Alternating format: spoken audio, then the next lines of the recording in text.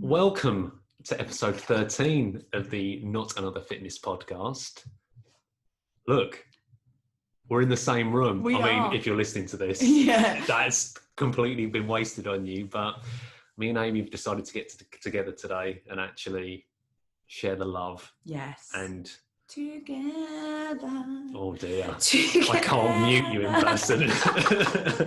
It's got to be a bit of Kylie and Jason. I cannot sing. You're not getting me to sing on a podcast. I didn't ask you to, mate. I thought that was an open invitation. I thought you were just like, I'm going to step back and let Andy do his thing. It's joyful, isn't it? It's nice actually being able to do this because it's something that we've spoken about for a while, but obviously being the law-abiding citizens that we are, do you reckon we've got a meter between us here? Probably. Just about. Yeah, so here we are. And today we are going to be discussing the opening of the gyms, which is a very exciting announcement. So what's the date today? I always get confused with this. 10th today. 10th. So yesterday, old Boris, or one of his henchmen, came out and gave the thrilling news that gyms will be open again on the 25th of July. So we thought, right, it's going to be a lot of people very keen, want to get back in and get straight back to where they were. But how should you go about, resuming your gym training safely? How you're going to get the most out of it, and also kind of addressing the question: should you go back to the gym? Amy, before we delve into that, how have you been? What have you been up to? What's going on? I'm good. I am well. I am getting back to a little bit of training, which is nice. Outdoor classes are going well. I'm good. Calm. Everything's a bit calmer with my life. Clients are ticking along nicely. I sense the calmness. You sense the calmness, yeah. Not been very well this week, actually, though. I had a bit of a tummy bug, which wasn't very nice, which you heard the full effects of earlier. We've become a lot closer over the last hour or so. Yeah, we have. A little bit too close. Too much information, you might say. Yeah, hey ho, bowel movements and all. No, I've been good apart from that. So that kind of did knock me out. But this happens to me every so often. If I get a bit stressed and I don't sleep a lot, I tend to suffer in terms of like a little bit of a 24-hour thing. So that hit me earlier in the week. Bit of an angry bowel. Bit of an angry tummy and an angry bowel. But no, it seems to have run its course. Certainly didn't affect my appetite too much, which is one thing I'm always worried about. But no, back to full service. Full service again. No, I feel good. To borrow another car analogy. Yeah. Full service history. I think when you have those bouts where you don't feel very well, for me, I'm always a bit like, as soon as I feel, I think 80 to 90% again, I'm like, right, let's do something, let's do some exercise. Or I think that's the moment I know I need to actually go, no, probably not a good idea. Maybe take an extra rest day, maybe just get to bed an hour earlier. Very sensible. So I've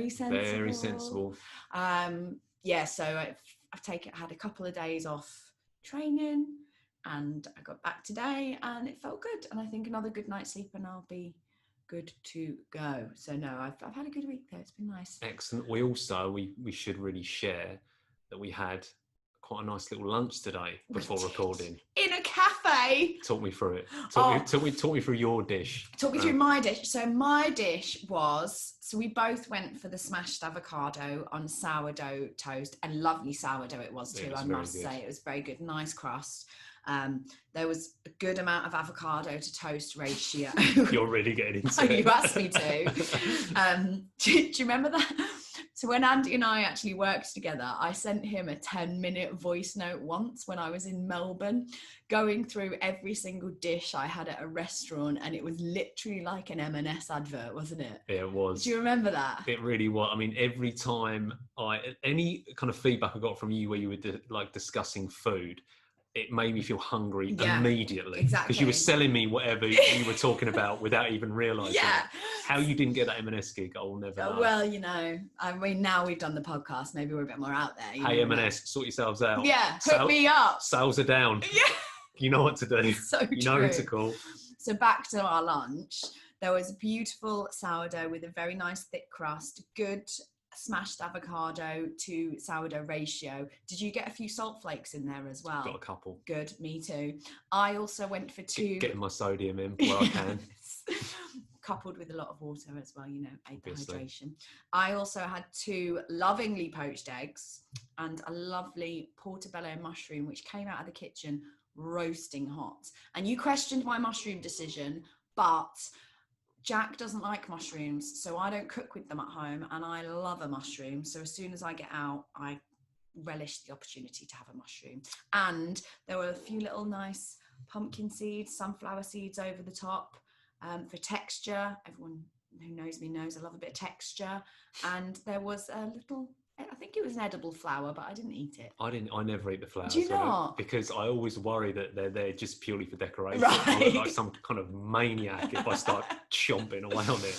It was good though. Talk me through your dish that you consumed as well. I mean, I'm not going to do it justice. I'm not going to speak in terms of ratios and stuff, but it was smashed avocado. But I opted for the halloumi, just one of my all-time favourites. And they also had, was it roasted pancetta? Crispy pancetta. Crispy pancetta. Right. Roasted. Roasts pancetta. It's some kind of mad Sunday. Yeah. Fuck it, throw on the pancetta. We'll roast that up with the Yorkshires. It's very good though. Yeah, it was good. It's very good. Felt very fat heavy. Yes, but good fat heavy. Oh, good fats. Good fats. And if they're good fats, you can eat as many as you wish. That's the rules. What's the goal? Yeah, exactly. The goal is to have a delicious lunch. Yeah. Achieved. More than happy with it. So shout out to Peach in Bishop Stortford. I was just going to say that. Yes. Yeah, Peach, and they are. We were talking a bit about supporting local businesses and that kind of thing, and they are. I think they were planning to open literally right before the whole coronavirus thing kicked in. How's your luck? I know. By the way, but yeah, if that meal's anything to go by, I'm sure there'll be a roaring success. It's good. I've heard good things about the burger as well. So. Yeah, I did. Do you ever do that thing when you're in a restaurant or cafe or whatever, and as soon as the kitchen door opens and they're serving other people, you just have a little sly look over, just noted for a later date. Next time. You know it's going to be good though when you look at a menu and you're like, there's about 3 or 4 things that I want on this menu, so you're going to have to go back. So the other one I was looking at was like the grilled cheese. I've seen the burgers, they look pretty epic. The breakfast looked good. The breakfast looked very good. Vegan friendly as well, for all you vegans out there, vegan friendly options. So yeah, it was good. It was lovely. And it was nice to sit in a cafe. Yeah, it was good. And actually we were talking about this when we be present, have good conversation. Yeah, it was lovely. I was a fan. It was very good. Very trendy little place, wasn't it? It was a very trendy little place. The people working there were quite trendy, weren't they? Very trendy people working there. Very out of place in Stortford. Yeah, but we fit right in, Andy. Yeah, hey, look, we're doing our best. Yeah. So yeah, nice to see you. Nice to be in the same room as you. How have you been? Not too bad. Quite uneventful, okay. To be honest. I wish I could come up with some elaborate, exciting tale, but no, not really. Work is just ticking along. Speaking to, this is a little segue into what we're going to talk about, but speaking to clients at the back end of last week, the clients that I spoke to and the trainers as well, people were more than ready to get back to the gym. We spoke about this a little bit before, but I kind of feel like everyone geared themselves up for that first weekend in July. And when it didn't happen, there was a bit of frustration there, especially with pubs open and without kind of going over all that again. It was nice to see the initial response to the announcement yesterday, because I did get a few messages and stuff with people being like, yeah, kind of book me in, or people just being really nice and saying, oh, but you're pleased and all that kind of stuff. So not training wise for me, pretty much same old, still running, but now I've got that date penciled in. The training plan needs to be getting written now, and going back with some kind of plan, I think it's going to be key to making the transition smooth. Do you do your own programming? Yeah, most of the time. How does that go? Because I hate writing my own programming. Brilliant, because I just put in things I like doing. Well, exactly. There you go. So in one way, it works an absolute treat. I love it. Oh, I know myself so well. yeah, but that's we jest, but yeah, sometimes the things that you don't like are probably the things that you need to be doing. Yeah, exactly. Again, depending on what the goal is and stuff like that. But generally speaking, if I program for myself, I'll program in like 3 days a week, and I might end up doing more. And in those 3 sessions, there'll be like exercises that I consider kind of non-negotiables. So there'll be like some kind of chin up, pull up movement in there, blah, blah. I'm not going to go for every movement, but you know what I mean? All the big movements will be covered across 3 workouts. And then if I want to top up in between or have a bit more time, that's how I do it. So that's quite a nice way of balancing it, because you get the big stuff done, but it's not so regimented that it becomes a ball ache. Because I get bored quite quickly. So yeah, having a little bit of leeway is like, if I program bicep curls and the barbell is being used, I'm not going to wait around. I'll just grab some dumbbells and do it. I'm not going to be like what the program says. I must use the barbell. I'm not that obsessed with it, I suppose. That's called initiative, mate. Thinking outside. Let me just look into my exercise bank up here. I found a little workaround. Yeah. So no, I'm looking forward to getting back. Yeah. But so we're gonna so we thought we'd do this podcast basically because there's gonna be people that are, I used the phrase earlier on today, they would literally train in the gym if it was on fire.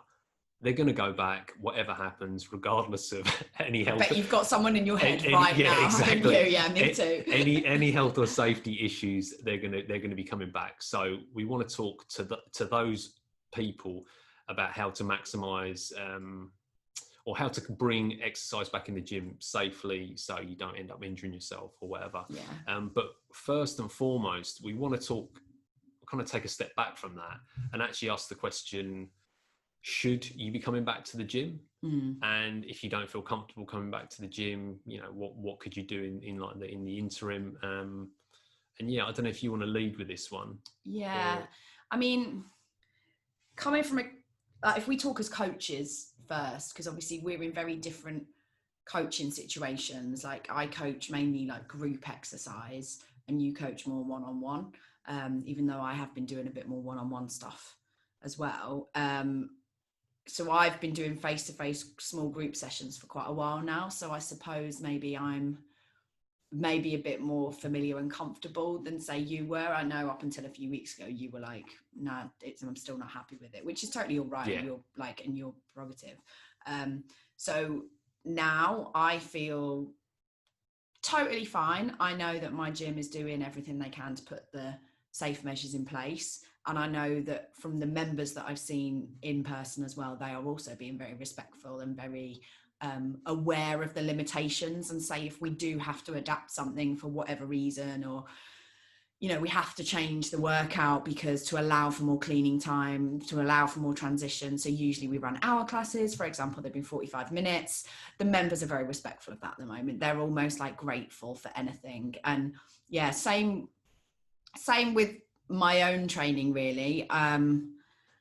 I'm trying to be realistic about how often I can train for a start, which I think again is something we'll probably go into. So yeah, trying not to go all guns blazing. But no, I feel quite confident, and I feel quite comfortable knowing what I'm like as a person.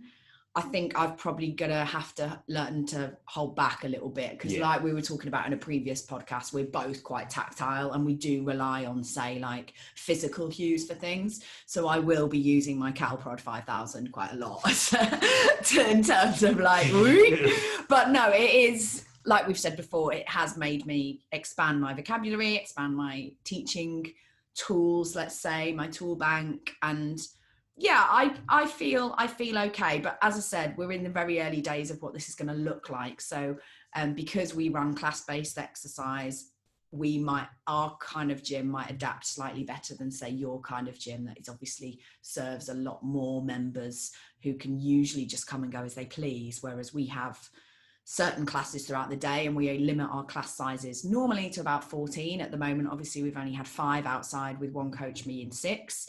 As to whether we increase that to say 8 or 9, we're lucky we've got the space to do so. So in that kind of format, I would say I do feel quite comfortable. So that being said, I'll back that over to you. Where do you stand? I think there's going to be like a period of adaptation. So I don't think people can say definitively like how that it's definitely going to work and it's going to be absolutely fine, and you can't say that it's going to be a complete disaster and it shouldn't be done.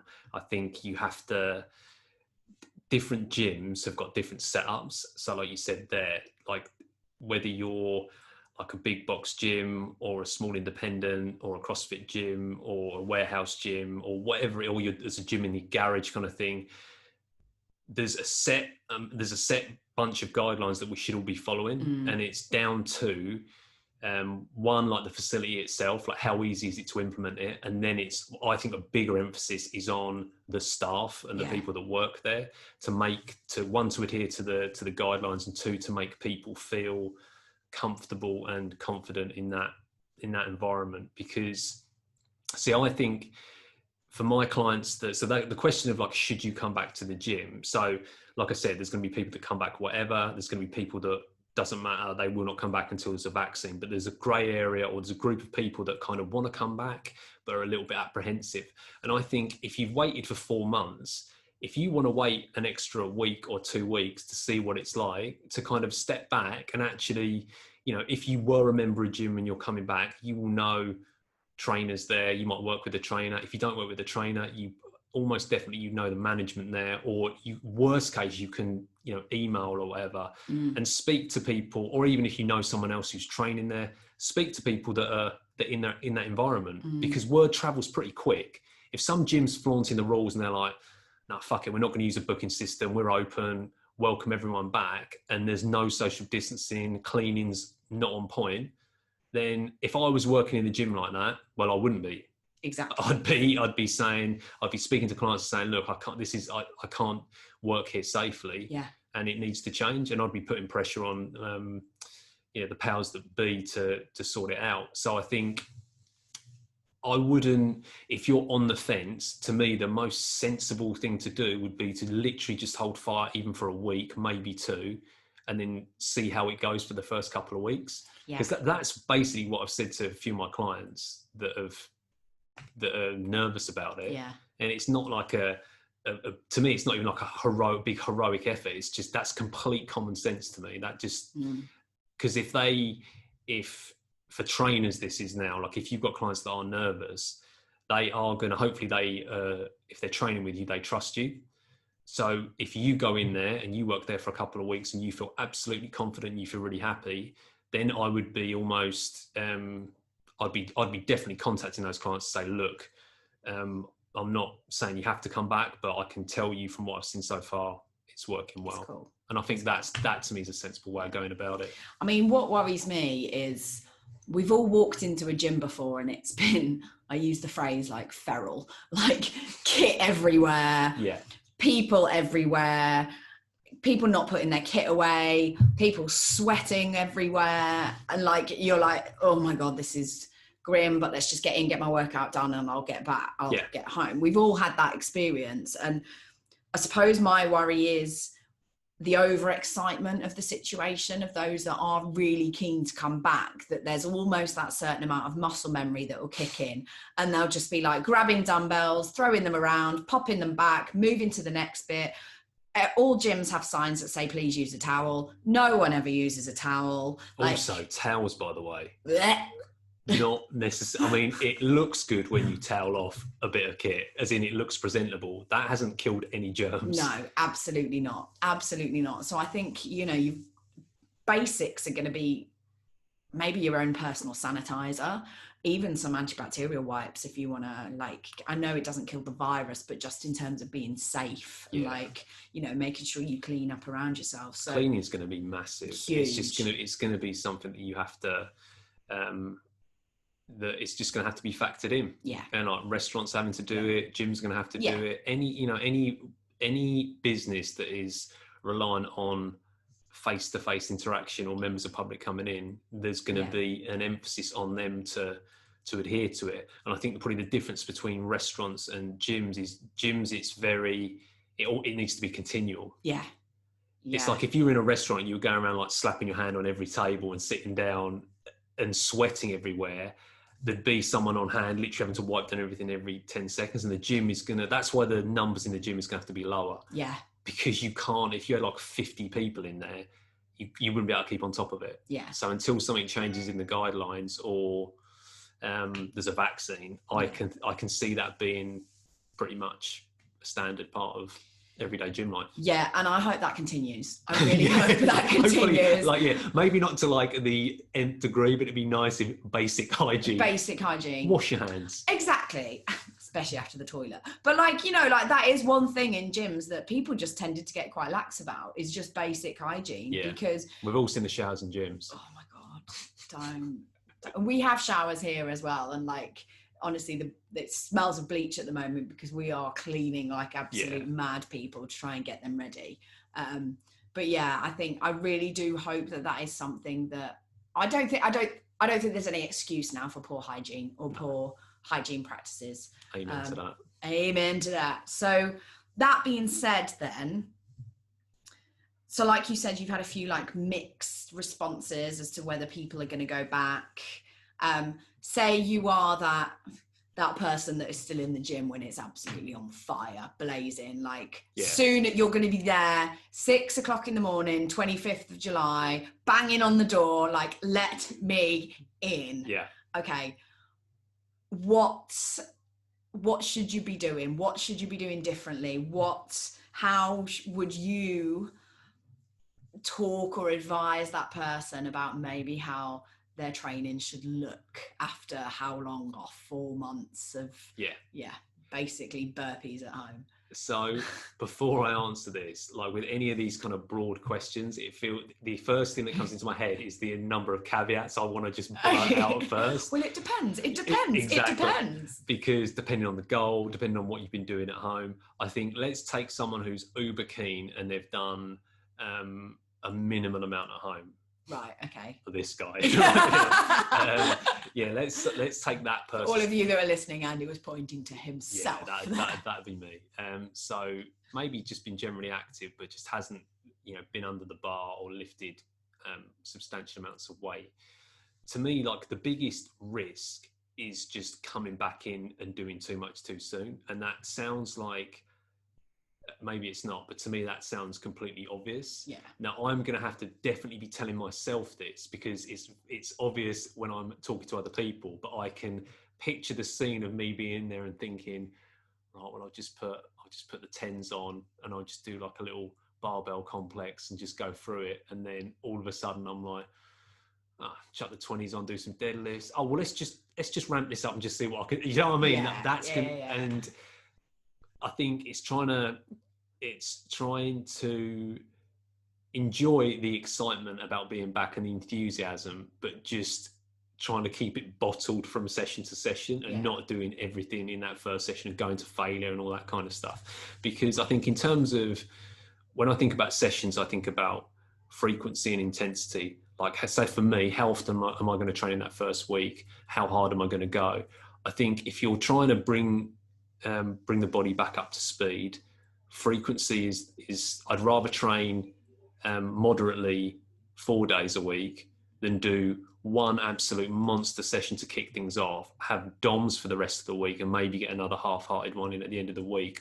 Or you do 4, the first ones you go too hard, and then the other ones you can barely lift anything, or it's just painful. And suddenly you've gone from being the most excited person in the gym to being in pain and hating it and like, oh, why have I missed this? This is shit. But as just a broad recommendation, I think it's a case of testing the water with strength.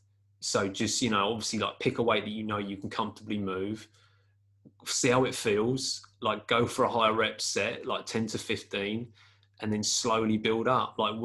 To me, in my head, I'm like, I'm not going to be touching any, like heavy 5x5s in the first few weeks. It's just not going to happen. And it's going to be a lot more.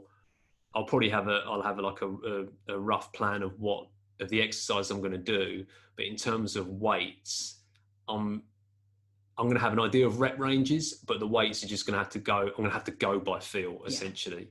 And if you've been training for a little bit longer, you're going to probably have a better appreciation of where you're at after like 1 or 2 sets. You can kind of gauge it.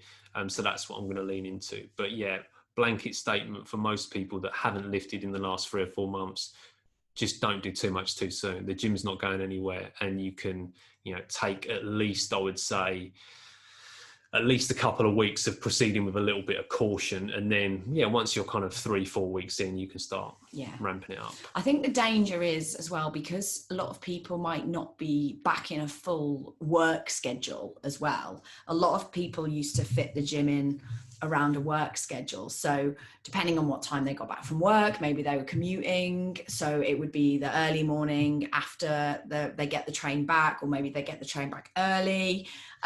Some people were even able to fit in double sessions a day because of their work schedule. But those people that were maybe a bit more structured, if they're not back at work, they might be thinking, oh, great, well, I've got more time, so I can actually have more time to devote to training. Which I suppose normally, if you were maybe had a week off or on holiday, that would be quite, I suppose, reasonable, because you've got that build up of training to support you. But I think the danger now is if you've got all the free time and you just want to go in and start going ham for leather, or thinking, I've had 4 months off, let's just test myself to see what my start point is, which doesn't sound stupid when you say it out loud, because you think, oh, I want to know where I'm starting at. But that's just an absolute recipe, a prescription for injury. Testing strength, I think the thing is, when people think of like a strength test, they immediately think that they're like a powerlifter on the platform trying to squeeze out like 1 rep as heavy as possible. Oh, I just had an image of you in like a lycra onesie, with deadlift socks. Never happened. I used to have one of those when I used to bike a bit more. I used to have one of those kind of things. Yeah. The unitard. Good luck. You still got it, haven't you? No, I haven't. Yeah. But when I bought it, I just wandered in, and Sarah was just sat there, and she was like, "What the fuck is that?" Oh my God. I mean, there's nothing good about it whatsoever. Oh, anyway, God, I've got to try and get that image out of my brain now. Your brain, my brain. Yeah, sorry, mate. What were we saying? Onesie, lycra 1 rep max. Testing strength. 1 rep maxes and stuff. Like, to me, like, the risk reward of a 1 rep max is absolutely ridiculous. Like, honestly, it's something now I'm older. I couldn't care less. I genuinely couldn't care less what my 1 rep max is. I don't want to put my body through what it would take to get there. Yeah. Like, I don't know if you feel the same. I mean, it's interesting. Yeah, it's essentially, for me, like, if I am ever doing a 1 rep max, it will happen because of a couple of reasons. It'll be my ego's got the better of me, which is not a good reason. Exactly. Or it'll be I've gone for maybe maybe 3. Like, I'm doing like a heavy 3. Could you undo that bottle any louder? Just trying to take a drink of water and it's cool. Really subtle. It'll be because I've gone for maybe 3 reps. So that tends to be like my cut-off point, and I'll do the first rep and I'll be like, nah. If that first one didn't feel good, 2 and 3 are going to feel fucking terrible. So so that's, it almost ends up being like a 1 rep by default, and not because it's been a planned thing. But testing strength and testing where you're at, exactly. When you say it like that, you think, well, that's sensible. Testing strength, that's perfect. But don't test your 1 rep max. Like, test your, what can I do 10 really clean reps for? Because if you get to 6 and you're shaking, guess what? That weight's too heavy. Yeah. Put it down. Don't think, oh, well, I've said 10 now. Yeah. So the last 4 are just going to look like complete dog shit and I'm going to try and lift them. You stop and you think, oh, no, it was the set before. It was 20 kilos, not 22.5. It turns out that was my clean set of 10. Because at least then you can write that in and think, right, that's my baseline now. That's what I can do if I'm kind of fresh at the moment. Yeah. But there's going to be people that go in, and I think, like, jokes aside, it's one thing training like a bit of a maniac and just having horrendous DOMs, and maybe you have to take an extra rest day, and it's a bit annoying. That's a bit annoying, but it's not like the end of the world. If you have been off the gym for 4 months and you come back and you fucking tear a hamstring or, you know, tweak your back or something like that, that would be my worst nightmare. Yeah, massively. And I don't like talking about, you know, like, I think we're more robust than as humans than we give ourselves credit for. But the people that injure themselves quite often are the ones that are a bit headstrong and don't listen to their body. Yeah. They just fucking plow on, no pain, no gain, blah, blah, blah. And yeah, they're the ones that are like, that have always got, oh, my shoulder's a bit fucked, oh, my knee's a bit sticky, oh, my ankle's not good. And you're like, take some time off. Yeah. Well, at the moment, people have all had a bit of time off, and yeah, hopefully they come back in good shape. And like, I don't want to be in fact, I do want to be the person that always talks about sort your sleep out, get your nutrition right. But like, if you haven't honestly trained or looked at a dumbbell for 4 months, and then you go back in and start testing yourself and seeing how much you can lift 5 times a week or even twice a day, and your sleep isn't right, you're not eating enough protein or calories and carbohydrates to support yourself, and you've got chronic levels of stress, you're probably going to hurt yourself. This is a recipe for disaster. we should definitely have podcast bingo, because sleep would definitely be one of them. Yeah, recovery. Sleep, context, what's the goal? Ask yourself why. yeah, but honestly, like, stress as well is another one. Like, these are massive things, like huge things that you need to think about. And if your training volume suddenly goes up, train hard, recover hard, like, and that goes hand in hand. That's why it's better to implement it gradually. If you are used to training, like we were talking about before, like talking about ourselves as individuals, there's a certain amount of muscle memory. So we probably could just go up to a barbell and do a deadlift and it wouldn't feel like horrendous at a heavy-ish percentage. But if you're fairly new to exercising, you need to train that pathway back again. I mean, I went and did a clean the other day and snatches, and I was like, part of me was like, oh my God, I can still do that. But of course I can still do that. I've been doing it for the last almost 3 years. So the brain knows how to do it. It's just the weight that felt, well, in fact, the barbell felt horrendous. But you know what I mean? Like, unracking the barbell felt troublesome. Yeah, it was just so awful. But like, that will come back again. The brain already knows how to do it. If you have not had that exposure or that build up of training age or training history, and then you're going in expecting to shift massive amounts of weight and not recovering, then like we said, it's just a recipe for disaster. So that said, with regards to like trained individuals, why don't we talk about maybe if you've never been to a gym before and how that might feel and the anxieties around that, before we maybe talk about maybe areas of focus with regards to specific exercises? That is a good one. So what do you mean by that in terms of, so someone is like never trained at all before and are just thinking about? Yeah, so like I'm mainly thinking to like, so if you've never trained before and you've used this time to think, right, I actually really want to start get fit and healthy, or say you're like, you weren't maybe the most confident in the gym anyway, gym's already quite intimidated you, but you were maybe just getting into it, maybe lockdown hasn't been so kind to you, let's say, and you feel you're coming at exercise from a place of even greater insecurity, like what would be a good way for those kind of exercises to approach it? So I would say if you're coming from a place of potentially feeling insecure, or if you've never been to the gym, there'll be an element of being a bit nervous, or it's something new, then the remedy to that is confidence. And you get confident by becoming proficient at something. So if you want to shortcut that, then I would say, this is another one for the podcast bingo, hire a trainer or hire a coach. Because a byproduct of Corona is going to be, people aren't going to be coming in pairs and small groups now. So actually think about people that, another subset of people that might fall into this are people that train with a friend or train as a 3. Yeah, there's plenty of people I know that do that. And no more teenage boys in the gym. Hey, see, every cloud, every cloud. So yeah, I think it's when you walk in there. So let's take Corona out of this. Let's say you want to come back to the gym, you feel happy taking that risk. Then it's a case of the confidence comes from, do you feel confident with the equipment?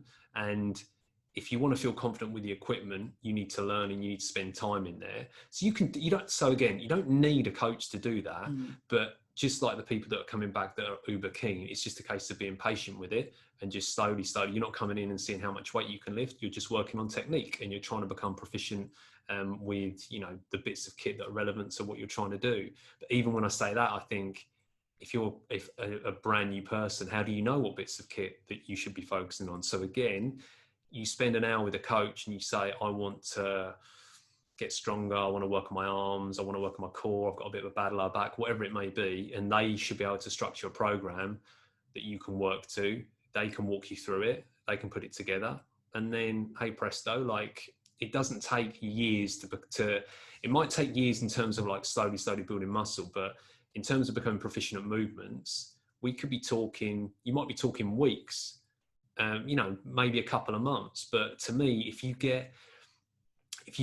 gain that confidence over, let's say, 6 to 8 weeks of working with a trainer, well, then it becomes completely your decision whether you keep working with that trainer. Maybe you want to test yourself, just coming in by yourself and seeing how you feel. And guess what? If you feel confident with their movements, then whether you hire a coach or not becomes because you want to, not because you need to. Yeah. And a lot of people don't graduate out of that. This is the difference between coming into the gym being beasted versus coming into the gym and being coached. And being coached is a very different, look at a coach as like a teacher, not as a drill sergeant just shouting, do burpees. I mean, no one's going to do burpees anyway, but that's honestly what I'd recommend to people that are lacking in confidence. Work with someone. And like I said, we've said on previous podcasts, you might not stumble across the perfect trainer straight away. But if we're talking about just getting confident and competent with the movements, you don't necessarily have to, you don't need a perfect trainer. No. You just need someone who knows what they're doing, who you've got like a bit of rapport with. Obviously that's ideal. But I mean, that in terms of time and an investment in your time and well-being, that's definitely the way I'd go.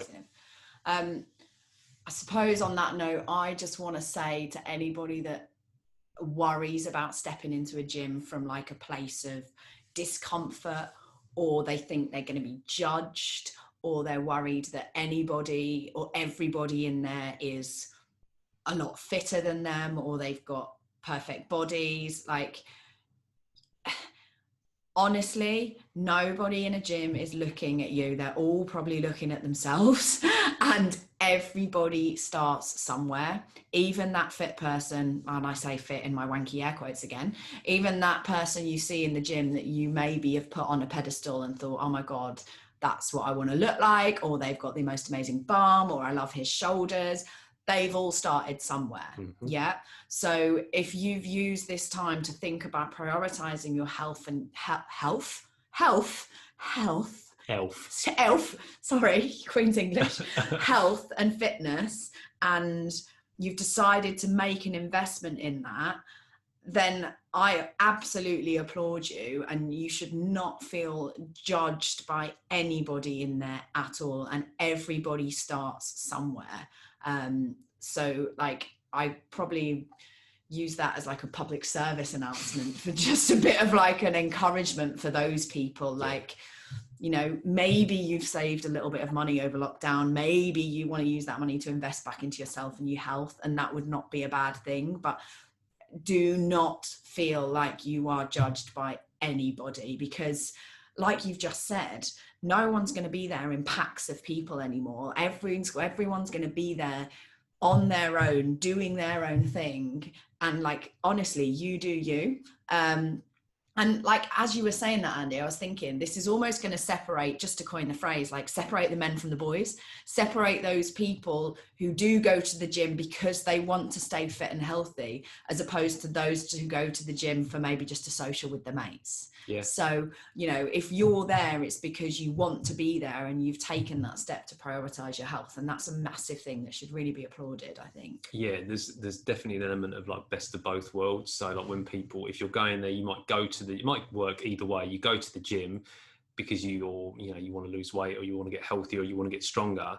You meet friends there, and then suddenly it ticks 2 boxes. Yeah. It becomes somewhere where you're improving yourself health-wise, but you also get to socialise. So that's why it becomes quite, you see people hanging around the gym and using it because of that. And that's something that it will be missed, I think. Yeah. And the flip side is true. You go there with your mates just because it's something to do, and then you end up actually, I just love coming because you find yourself coming up there by yourself because you're actually, there's a secondary benefit, which actually becomes like the primary benefit of coming to the gym.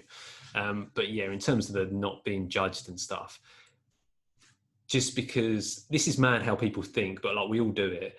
If someone's fitter than you or stronger than you, that doesn't equal better than you. No, God, no. Like that, but we can't, that goes for everything, like earns more money, better endurance levels, whatever it is, it just doesn't, I don't know. I think if it's something that I've got better with over time, but when I look at someone who's like incredibly strong, or, so in the gym, you're going to see people lifting weights that you cannot lift. Like, don't let that bother you. That's going to happen. That is going to happen.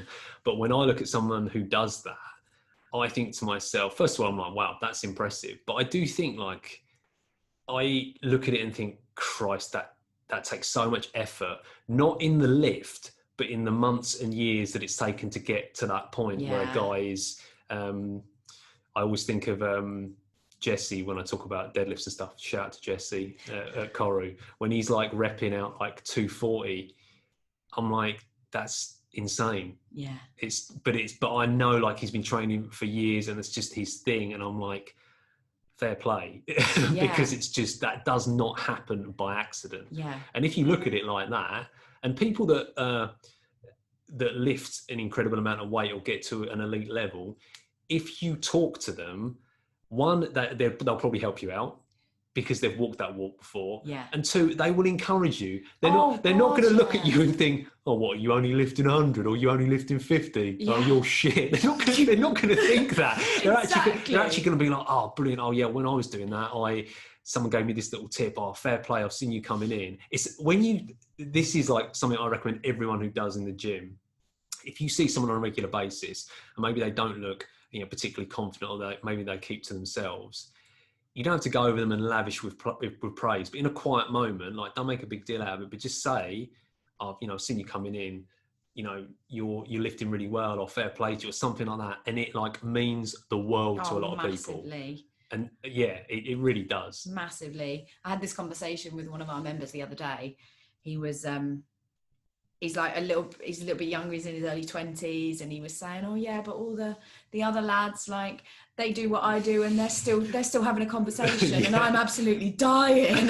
And I'm like, yeah, you just wait, mate, because those lads are only going to get worse. You're going to get better.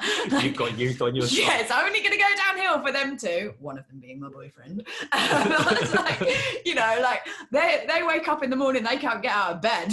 You're like, right, let's go again. I'm going in for session 2. Yeah.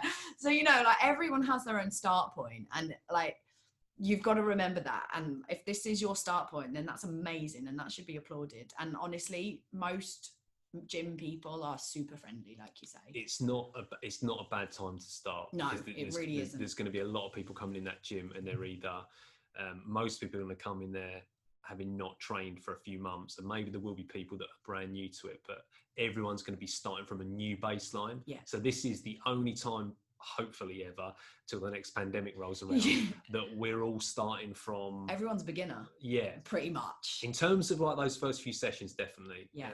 So yeah, don't stress it. And if you see someone coming in and they are still smashing it, they might have had their own setup at home. Yeah. They might have been able to keep up with some kind of training. Most of us, I would say probably 70 to 80% of us haven't had. Yeah, maybe more. Maybe more, So yeah, use this as a time of, and this is actually a really good transition as what maybe is a good thing to focus on when you get back to the gym. Use this as a period to kind of focus on your movement, focus on learning good habits and learning good mechanics, learning what movements are better for you, focusing on the goal, drilling in good movement patterns. What movements haven't you been able to do during this time? I'll hand that over to you in just a second. And like use that as a bit of area of focus. Yeah, so something we were talking about when we were preparing for this podcast, as we do diligently every time. Well, I do. I don't know about you. You're the editor. That's your job.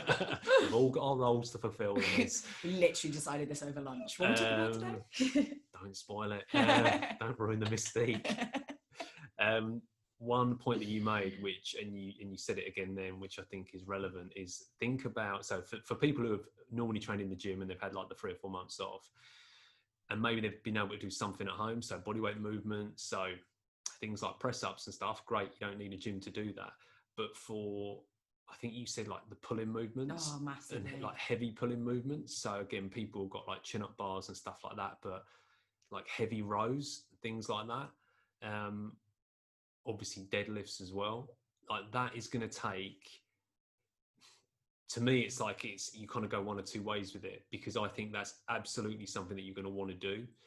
But you're going to have to be a little bit cautious with how gung-ho you go at it. So I probably wouldn't do, so even though I'd be conscious of like, right, I need to bring some of these heavy pulling movements back, I probably wouldn't do like a designated pull session. I think it'd be in bits. Yeah, for me personally, it's going to look a lot more like full body sessions with kind of one, like I can see myself setting up to train 3 times a week, full body every time, and not going anywhere near failure. Yeah. And just varying the patterns of movement stay the same, but maybe the equipment changes. So if I'm doing like a rowing movement, it might be barbell rows to start with, it might be single arm rows in session 2, session 3 maybe it's something cable related, as an example.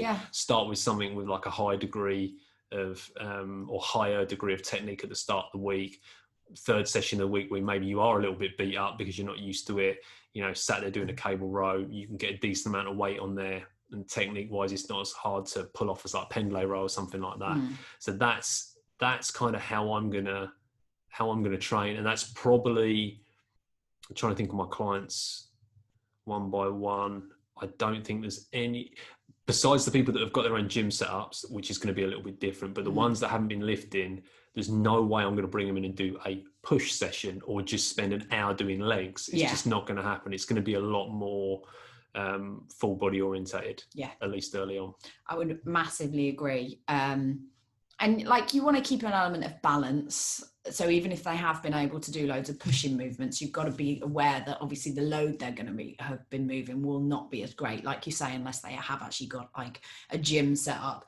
So I would be kind of probably work again, if we think about how maybe time's a bit of a factor at the moment, in terms of probably going to have an hour session, top end, maybe 45 minutes, and you allow for cleaning time. So it's a really great time to utilize some kind of supersetting movements, get a little bit of push pull going on. Again, for the first few weeks, I would definitely utilize like total body workouts, throw a few supersets in there, upper body, lower body, upper body, lower body. Like, you've got 4 supersets in there, and then a little bit of core work. That's it. That's your session done. You've saved yourself a lot of time. You've done pushing, you've done pulling, and you've worked most muscles in the body. That's a good way of getting back into it. Yeah. When you think about things that you're going to change and things that you're going to keep the same, the biggest single change will be the amount of weight you're lifting, right? It's not suddenly that like deadlifts are bad. It's just how you utilize them. So if you're doing a full body session and you have, say if you're going squat, hinge, push pull horizontal, push pull vertical, so 6 exercises, or if you're doing even if you don't superset, let's just say you do 3 sets of each one, well, that's 18 working sets plus whatever warm-ups you do in there. Well, if you've only got 45, 50 minutes and you're going to want to take rest in between each one. That's plenty. That's a shit load. Yeah. So you're, to be able to get all that in within like 50 odd minutes, that could, so like supersets is going to be something that I'd probably like lean into. So maybe like the, like upper lower or push pull kind of works really, really well. Plus, supersets kind of work in higher rep ranges as well, which is going by to default, really limit the load. The weight's going to I mean, like I was talking to you today, wasn't I, about the group session we ran? So we did deadlifts today, 10, 8, 6, 4. So descending reps, designed to increase in load, same time frame between and rest periods between each, pretty much. But the first thing I prerequisited, I really struggle with that. The first thing I prerequisited it with was... Prerequisite. Prefaced. Anyway, was... this is... You always go back to it, though. I admire the commitment. Why, thank you. Yeah, once I started, I'll finish. You're not working up to a 4 rep max. This is not a 4 rep max. This is a heavy 4 that should look exactly the same as the first 10 in terms of technique. And again, the other thing I said to them was, you probably won't have lifted anything more than your Hoover for the last 4 months. So we're thinking about form, we're thinking about setup, we're thinking about walking to the bar with exactly the same intention. And then after that, still a lot of leg work, but in the higher rep ranges. And again, using those different tools you've got in your toolbox, if you're familiar with like programming and things like that, to actually help you and get the most out of what will probably have to be a pretty short and efficient workout. Yeah. And short and efficient to me is like bang for buck, big movements. And I mean, everyone's got their own bias, right? So I have definitely over the years moved from I started out doing like classic bro split, like a set fucking hour and a half for arms or whatever it was back in the day. Really? You never tell. Something like that, yeah, cheers. Lockdown hasn't been kind. But as over the years, I think for most kind of like average people, let's say, full body workouts are probably the way to go. Yeah. If there's other stuff going on, so like I suppose the tweak I would make if someone does a lot of cardio. So for me, speaking from like personal experience, if I'm doing a lot of running, then training like legs 3 days a week is excessive. Oh, massively. So then it depending on like how much you run, all that kind of stuff. All of this stuff is like dependent massively on intensity, because there's a bit. If I say I run 3 days a week, well, that could be 3 5K jogs, or it could be a couple of interval sessions and a half marathon. Yeah. And that's gonna, we're probably gonna like run out of time. Maybe it's another topic, but I'm talking about doing these full body sessions, assuming that that's your primary exercise, exercise of choice throughout the week.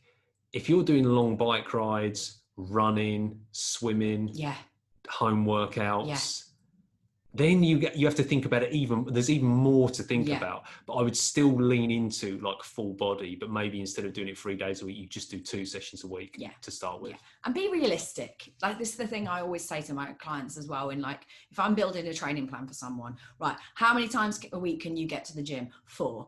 Okay, I didn't say how many times do you want to get to the gym. I said, how many times can you commit and you definitely know you are going to train this week?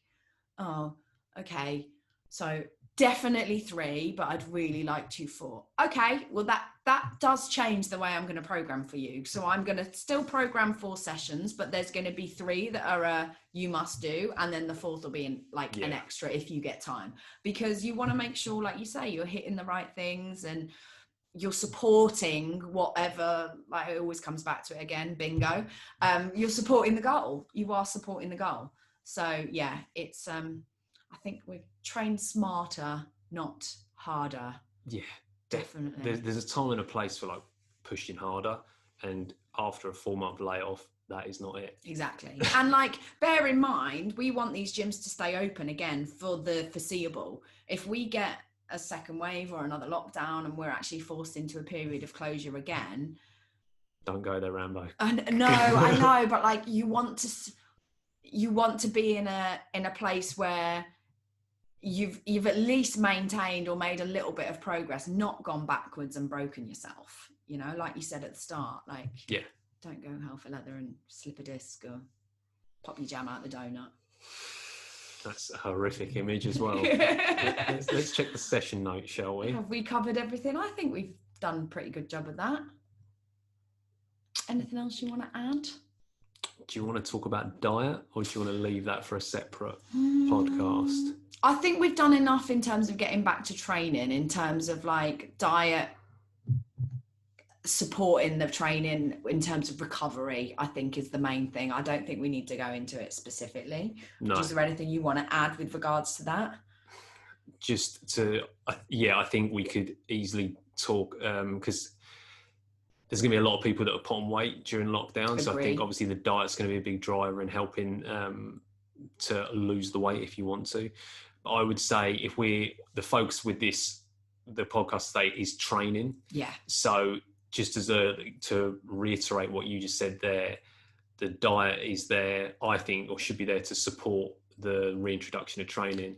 So I wouldn't necessarily be, and as tempting as it is to throw the kitchen sink at it and think, right, back in the gym now, going to blast the weight off, going to do a load of cardio, going to lift a load of weights, going to bring the calories low. I'd pause before I started taking the calories low. Yeah. I would try eating probably at maintenance. Ideally, if you're not in a rush to lose weight, small surplus. To be honest, as long as you haven't been eating like a mong for the last 4 months, and I mean that from an absolute place of love, like as long as you haven't been like massively over consuming. Why are you looking at me like that? Daily basis. I had 10 pizzas in 1 week. As long as you haven't been massively over consuming every single day, if you are going back. What about slightly over consuming every single day? But don't get me started. What is the goal? What is the activity? I think, as you were talking, actually, I think we maybe do a getting back to training part 2 in terms of diet, in terms of maybe setting up your routine and habits and behaviors. Agreed. If weight loss is your goal and you have put on a lot of weight. So I think we make a part 2 for this podcast.